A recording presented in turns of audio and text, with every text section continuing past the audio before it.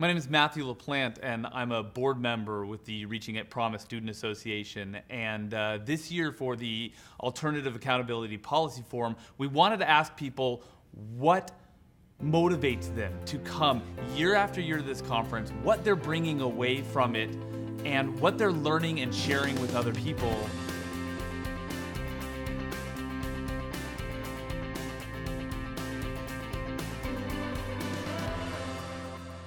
We have a very unique mission, and it's not always a popular mission, and that's to recover and re-engage kids that are disengaged. It early on became very clear that we needed a collective group of like-minded people to do that work.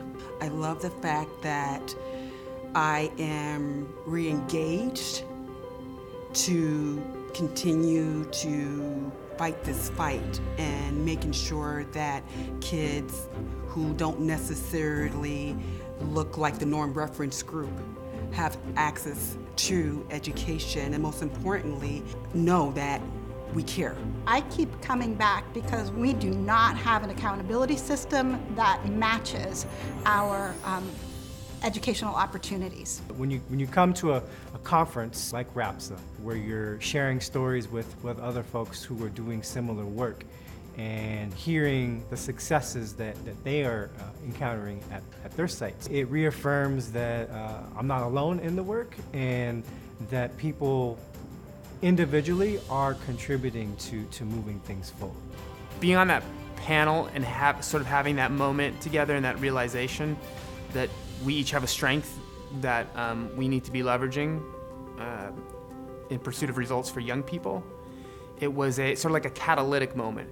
We'd known each other, we would have kept talking, and maybe a year later, we would have come to the same conclusion. Sort of that shared space and that shared moment was like, kind of a spark to say, let's do this now, we don't have time to wait.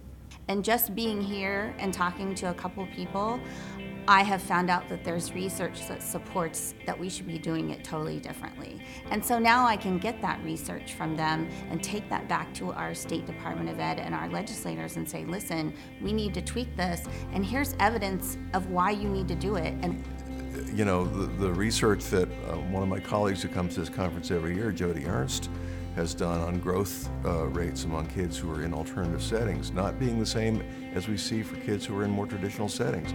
That was a big aha, because a lot of the push in this area has been for growth as the thing that's going to fix accountability policy. I think people come into these conversations with a lot of preconceived notions about what students are or are not capable of, depending on where they grew up or what circumstances surround them. And we have these ideas that because students face those things, that they're not capable of achieving the same things as other students.